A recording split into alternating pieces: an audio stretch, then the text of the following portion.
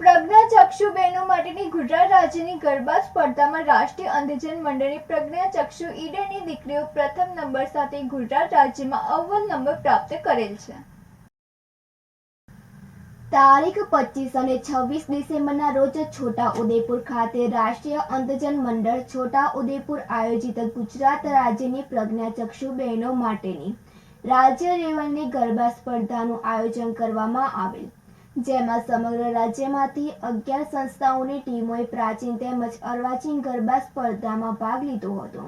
ગુજરાતમાંથી જૂનાગઢ, વેરાવળ, પાલનપુર, ગાંધીનગર, અમદાવાદ, મેમનગર, દાહોદ તેમજ ઈડર જેવી વિવિધ સંસ્થાઓની ટીમે પરફોર્મન્સ આપેલું. કાર્યક્રમની શરૂઆતમાં છોટાઉદેપુર જિલ્લાના સાંસદે ઉપસ્થિત રહી તમામ દીકરીઓને તેમના પગલાં પાડી છોટાઉદેપુરની ધરાને પાવન કરવા બદલ શુભેચ્છાઓ પાઠવી હતી. સમગ્ર ગુજરાતમાંથી આવેલ 11 ટીમોમાંથી પ્રાચીન તેમજ અર્વાચીન અને બંને ગરબાઓમાં રાષ્ટ્રીય અંધજન મંડળ ઈડરની દીકરીઓએ પ્રથમ નંબર મેળવી સંસ્થાને ગૌરવ અપાવ્યું છે.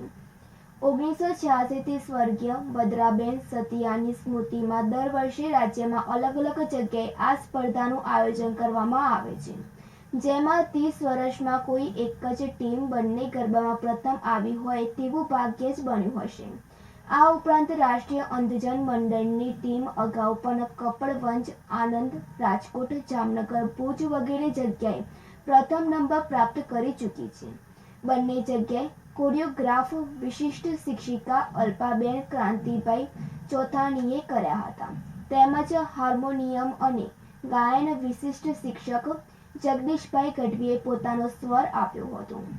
સમગ્ર ગરબા સ્પર્ધામાં સહાયક તરીકે વિશિષ્ટ શિક્ષિકા શ્રીમતી દક્ષાબેન નાયકે ખૂબ જ જહેમત ઉઠાવી હતી.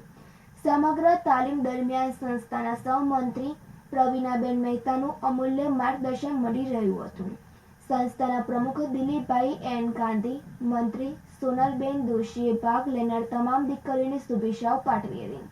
સંસ્થાના વરિષ્ઠ અધ્યક્ષ પ્રોફેસર ભાસ્કર મહેતાએ જણાવ્યું હતું કે મારી પ્રથમથી જ દિલથી ઈચ્છા હતી કે એક વખત તો આપણે બંને ગરબાઓમાં પ્રથમ સ્થાન મેળવવો છે, જે આજે પૂર્ણ થઈ છે. તેમણે પણ તમામ પ્રજ્ઞાચક્ષુ દીકરીઓ અને તાલીમ આપનાર શિક્ષકોને બિરદાવ્યા હતા અને સંસ્થા માટે ગૌરવપદ ક્ષણ ગણાવી હતી. રાજેશ ચાવડા સાથે તનિષા પરમાર, સિટી ન્યૂઝ, ઈડર.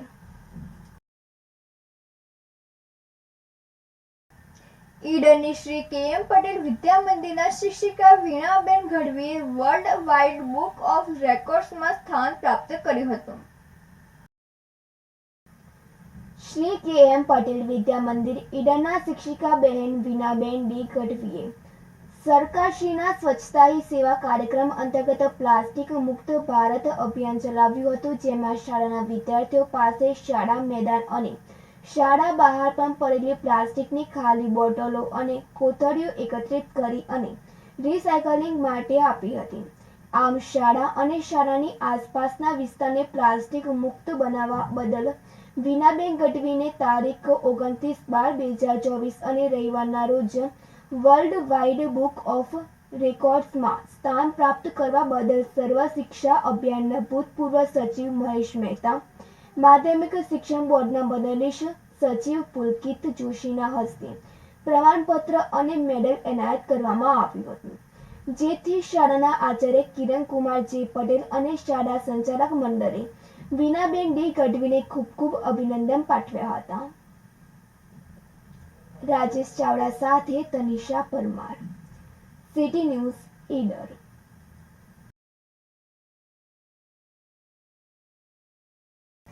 સાબરકાંઠા જિલ્લાના પ્રાંતિજ તાલુકાના દેશી દારૂનું એવા માવાની મુવાડી ગામેથી દેશી દારૂની વિશાળ ઉત્પાદન કરતી ભઠ્ઠી ઉપર એસએમસી દ્વારા રેડ કરતા કુલ 172 લીટર દેશી દારૂ સાથે 11,11,145ના મુદ્દામાલ સાથે 2 શખ્સોને ઝડપી પાડ્યા હતા, તો 21 શખ્સો ભાગી ગયા હતા.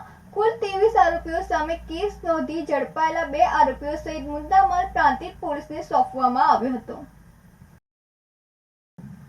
પ્રાંતિજ તાલુકાના માવાની મુવાડીએ દેશી દારૂ માટેનો એપી સેન્ટર એટલે કે હબ છે અને અહીં નદીની કોતરોમાં રોજનો હજારો લીટર દેશી દારૂનો જથ્થો તૈયાર કરવામાં આવે છે અને અહીંથી સાબરકાંઠા, અરવલ્લી, ગાંધીનગર સુધી માલ પહોંચાડવામાં આવતો હોય છે. અને અહીં નાની મોટી અનેક ભઠ્ઠીઓ આવેલ છે, જેમાં ખારી નદી કાંઠે આવેલ દેશી દારૂનું ઉત્પાદન કરતી એક ભઠ્ઠી ઉપર સ્ટેટ મોનિટરિંગ સેલના PSI SR શર્મા તથા તેમની ટીમ દ્વારા દરોડો પાડતા દેશી દારૂનો વિશાળ જથ્થો ઝડપાયો હતો, જેમાં 1172 લીટર દેશી દારૂ સાથે 2 શખ્સોની અટકાયત પણ કરવામાં આવી છે. તો 22,535 લીટર દેશી દારૂ બનાવવાનો પોસ્ટ પણ ઝડપાયો હતો. તો રેડ દરમિયાન અન્ય 21 શખ્સો ભાગી ગયા, જ્યારે સ્ટેટ મોનિટરિંગ સેલ દ્વારા રેડ દરમિયાન દેશી દારૂનો વિશાળ જથ્થો સાથે વાહનો, વોટર પંપ, કીટલીઓ, વુડ બ્લોક્સ, ધાતુનું પાત્ર, 2 મોબાઈલ સહિતનો મુદ્દામાલ કબજે કરી સ્થળ ઉપરથી વિષ્ણુસિંહ અભયસિંહ ઝાલા, કુલદીપસિંહ સોમસિંહ ઝાલા 2 મજૂરની અટકાયત કરવામાં આવી હતી અને અન્ય 21 વોન્ટેડ ભાવેશસિંહ અમરસિંહ ઝાલા, વિજયસિંહ ચતુરસિંહ ઝાલા, કરણસિંહ ઉર્ફે ટીકલો જગતસિંહ ઝાલા, ઇન્દુસિંહ ઉર્ફે ચીકો દિનુસિંહ ઝાલા, અજયસિંહ કાનસિંહ ઝાલા, કનુસિંહ દાનસિંહ ઝાલા દેશી દારૂની ભઠ્ઠી ચલાવનાર તથા કિરણસિંહ રઘુસિંહ ઝાલા, ધર્મેન્દ્રસિંહ અમરસિંહ ઝાલા, મહેન્દ્રસિંહ ઉર્ફે લાલો સજ્જનસિંહ ઝાલા, પ્રવીણસિંહ ઉર્ફે પલુસિંહ ગુલાબસિંહ ઝાલા દેશી દારૂની ભઠ્ઠી ચલાવનાર અને અન્ય નાની ભઠ્ઠીથી માલ ભેગો કરી પુરવઠો કરણ તથા અશોક લેન્ડરનો માલિક તથા 10 અજાણ્યા ઈસમ સહિત કુલ 21 વોન્ટેડ સહિત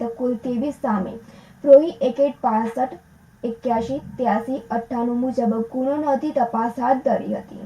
બોક્સ SMCએ રેડ દરમિયાન ઝડપાયેલ મુદ્દામાલ દેશી દારૂ 1172 લીટર, જેની કિંમત રૂપિયા 2,34,400, 22,535 લીટર ધોવા વોશ, જેની કિંમત 5,63,375, 5 વાહન, જેની કિંમત રૂપિયા 2,90,000, ધાતુના પાત્ર 18, જેની કિંમત રૂપિયા 1,800, ઇલેક્ટ્રિક વોટર પંપ 2, જેની કિંમત રૂપિયા 3,000, વુડ બ્લોક્સ 1,180 કિલોગ્રામ, જેની કિંમત રૂપિયા 1,170, સ્ટીલની કીટલી 36, જેની કિંમત રૂપિયા 1,800, મોબાઈલ 2, જેની કિંમત રૂપિયા 15,000 મળી કુલ મુદ્દામાલ રૂપિયા 11,11,145 નો મુદ્દામાલ જપ્ત કરવામાં આવ્યો છે.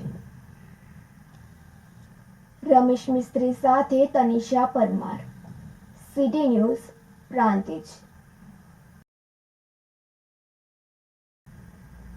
બાયડના ધારાસભ્ય ધવલસિંહ ઝાલા દ્વારા તેમના મત વિસ્તારમાં આવેલ માલપુર તાલુકાના 5 જેવા ગામોના એપ્રોચ રોડની રિસરફેસિંગ કામગીરીનો શુભારંભ શુભ મુહૂર્ત સાથે કરવામાં આવ્યો હતો.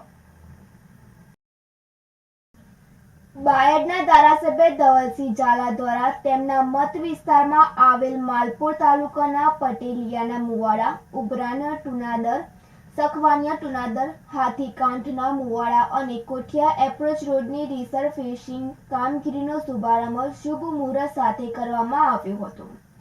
આ પ્રસંગે સ્થાનિક સરપંચો, તાલુકા સદસ્યો અને કાર્યકર્તાઓની ઉપસ્થિતિ રહી હતી અને શ્રીફળ વધાવી માર્ગ વિકાસ કાર્યોને પ્રારંભ મળ્યો હતો. વિશ્વાસપૂર્વક આ માર્ગો વિકાસ માટેના મજબૂત પગથિયા સાબિત થશે અને વિશેષતા એ રહી છે કે આ પ્રસંગે ગ્રામજનોના ચહેરા પર ખુશીનો માહોલ સ્પષ્ટપણે જોવા મળ્યો હતો, કારણ કે આ વિકાસ તેમની દૈનિક જીવનશૈલીને વધુ સરળ અને સુગમ બનાવશે. આ સાથે ગ્રામજનોના પ્રશ્નો સાંભળી તેનો યોગ્ય ઉકેલ લાવવાની નિશ્વસતા વ્યક્ત કરી અને પ્રગતિશીલ ભવિષ્ય માટે સંકલ્પબદ્ધતા દર્શાવવામાં આવી હતી. ભરત કડિયા સાથે તનિષા પરમાર, સિટી ન્યૂઝ, બાયડ. વડાલી શેઠ CJ હાઈસ્કૂલ ખાતે મોટિવેશન કાર્યક્રમ યોજાયો હતો. વડાલી શેઠ CJ હાઈસ્કૂલ ખાતે મોટિવેશન કાર્યક્રમ યોજાયો હતો. આ કાર્યક્રમમાં ગુજરાતના યંગેસ્ટ IPS સફીન હસન હાજર રહ્યા હતા, જેમાં વડાલી કેળવણી મંડળ અને સંલગ્ન સંસ્થાઓ દ્વારા પ્રતિ વર્ષ યુવાનોને કારકિર્દી વિષયક પ્રેરણા અને માર્ગદર્શન સાથે યોગ્ય કારકિર્દીનું ઘડતર કરી શકે તે હેતુથી કાર્યક્રમ યોજવામાં આવ્યો હતો. વડાળી કેળવણી મંડળ અને સંસ્થાઓ દ્વારા તારીખ 30/12/2024 સોમવારના રોજ વડાળી સ્ટેટ CJ હાઈસ્કૂલ ખાતે સ્પર્ધાત્મક પરીક્ષા માટે પ્રેરક કાર્યક્રમનું સુંદર આયોજન કરવામાં આવ્યું હતું, જેમાં માર્ગદર્શક તરીકે youngest IPS Safin Hasan DCP Ahmedabad, doctor BC Rathod director Akshar academy UPSC Gandhinagar, Ishwarbhai S Patel પૂર્વ કલેક્ટર ગાંધીનગર, ડોક્ટર જયરામભાઈ દેસાઈ મદદનીશ ગ્રંથાલય નિયામક ગાંધીનગર આ તમામ મહાનુભાવોનું સન્માન અને સ્વાગત કરી કાર્યક્રમ શરૂ કરાયો હતો, જે કાર્યક્રમમાં મોટી સંખ્યામાં વિદ્યાર્થી ભાઈ બહેનો અને વાલીગણ હાજર રહી કાર્યક્રમને શોભાવ્યો હતો. આબિદ ભુરા સાથે નંદિની જોશી, સિટી ન્યૂઝ વડાલી.